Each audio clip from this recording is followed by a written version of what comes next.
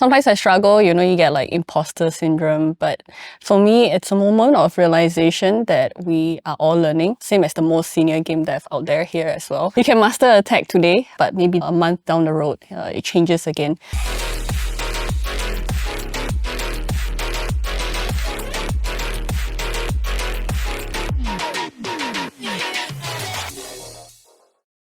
I'm Evangelista, Associate Audio Director here at Ubisoft Singapore. I started here at Ubisoft Singapore 12 years ago in 2012. Hi, I'm Joey, and I'm one of the sound designers here in Ubisoft Singapore. I've been here for the past 3 years. Ubisoft Singapore opened here in 2008, and we just celebrated our 15th anniversary. Here, we've been able to work on a whole range of different games, from Assassin's Creed, which is a third-person action-adventure game where you immerse yourself in history, playing a stealthy assassin, to Skull and Bones, a naval online RPG where you rise to become the most fearsome pirate kingpin. I remember I had a PS1 at home. I remember playing Mortal Kombat. Yeah, that was how old it was. But I actually remember more of playing on my PC where I love building games like Sims and Roller Coaster Tycoon.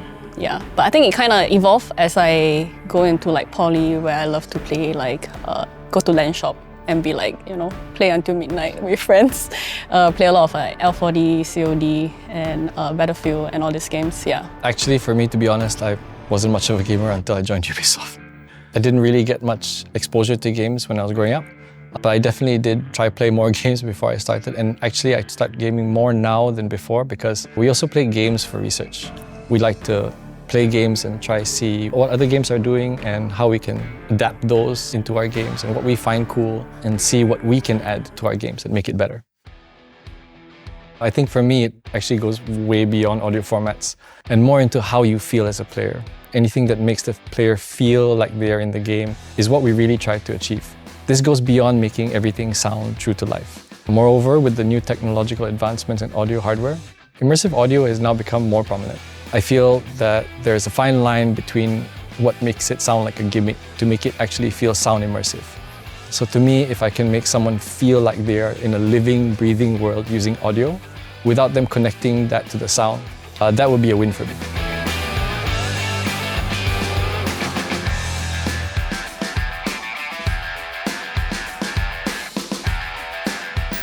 And rolling. You gotta do it like a didgeridoo. So you go boom. Cool, thanks.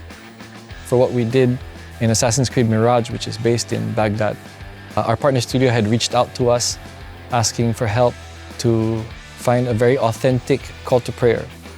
Thankfully, one of our IT guys actually knows an actual muezzin who was certified for the call to prayer in Baghdad. We were able to record it locally here, implement it, and have it trigger in-game.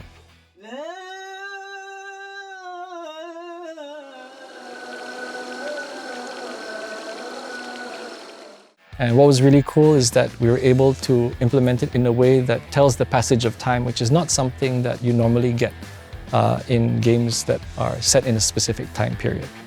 To differentiate the feeling of immersion from the immersive audio tech is subjective, but how the player feels can be just as unique. Immersive audio technology is only an additional tool to creating an immersive audio experience. I think about how we can produce and deliver immersive sound in the best format. So sound actually originated from mono, right? Meaning one channel. Everything goes to one channel. So there's no perspective.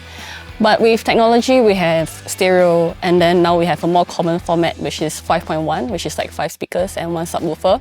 So audio technology is always improving.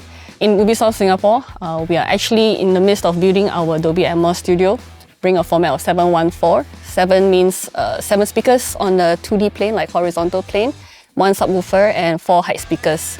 And with that, Ubisoft Singapore will also be the first gaming company in APAC to have a fully equipped Dolby Atmos studio. And that is one of the few steps we are taking to lead our industry in this region.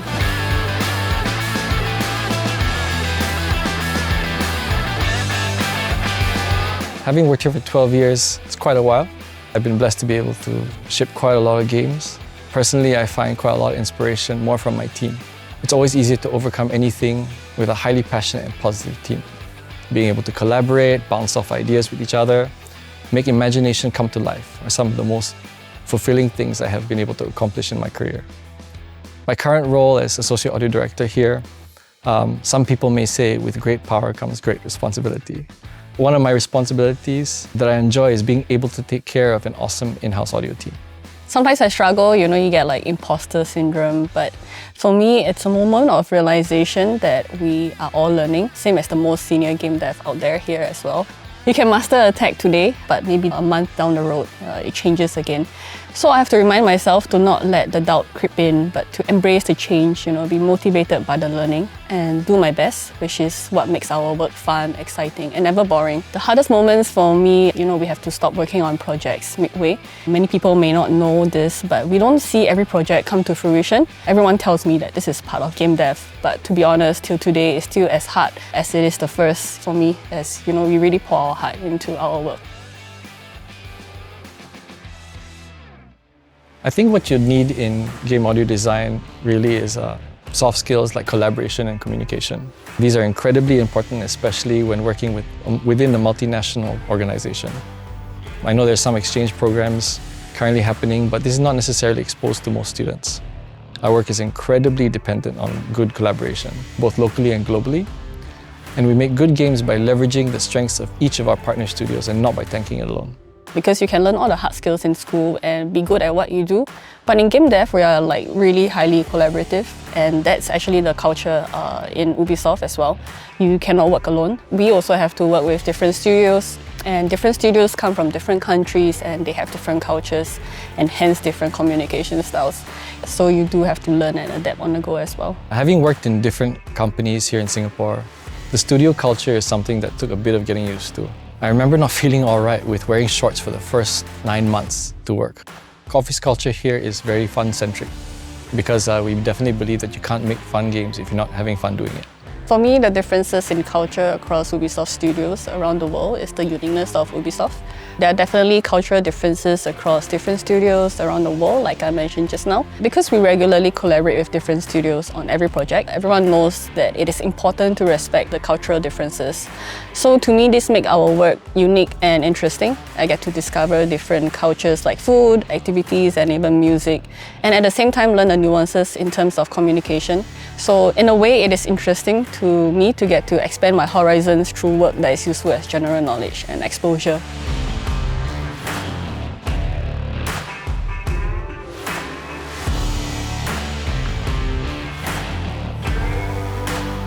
I actually encourage the team to think of ways to sign their work. This can be as easy as putting the coil bird in our ambiances, to making a Gregorian chant where we actually use the names as our lyrics. One good example is where we added the character of Asna Yatim into Skull and Bones. We wanted the character to have a uniquely Southeast Asian accent that is still legible to our players globally. We settled on a modified Singlish accent, a bit more like a Singaporean radio voice, with a character played by local voice talent Katanya Tan.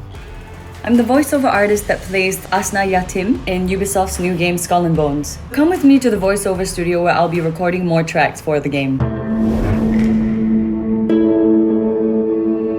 Beyond the sounds of battle, the team also wanted to find voices that highlight the rich diversity of the Indian Ocean and its surroundings. One of the first characters that you will meet is Asna Yatim, your first mate. Originating from Southeast Asia, she acts as a guide and uses her extensive experience and knowledge to aid you. For Asna, we needed a voice that could stand out from the other crew bugs, and we made the decision to go with a Singaporean accent. It was a proud moment for the team based here to be represented in a AAA game, which is something we don't see very often. For myself, one of my few passion topics is women in tech, as well as advocating for the visibility of game sound design, especially in the aspect of empowering the next generation. To break down these walls, we have a task force globally to survey, interview, and research the whys and discuss, the different ways we can address this topic. So in Ubisoft Singapore, we also hold frequent talks to advocate for women in tech as well. On the other hand, we also work with educational institutions. We have programs like industry immersion for lecturers, as well as holding talks or seminars to empower, equip, and even generate interest in the next generation of students. The best advice I received was actually from one of our previous audio directors. There are no stupid questions. It made such an impact on me And the way that I work, that I've added to this, saying there's no stupid questions, the only stupid questions are the ones you didn't ask. I say this to my team so often, they say I should make a t-shirt. An advice I would give to someone who wants to join game sound design is to just not give up. You know, don't be too hasty in getting into your dream position or job after you graduate. Yeah, if you don't get it the first time, keep trying again.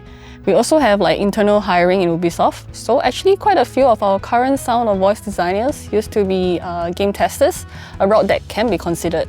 Many roads lead to Rome, so be patient, be open-minded, and above everything, just don't give up.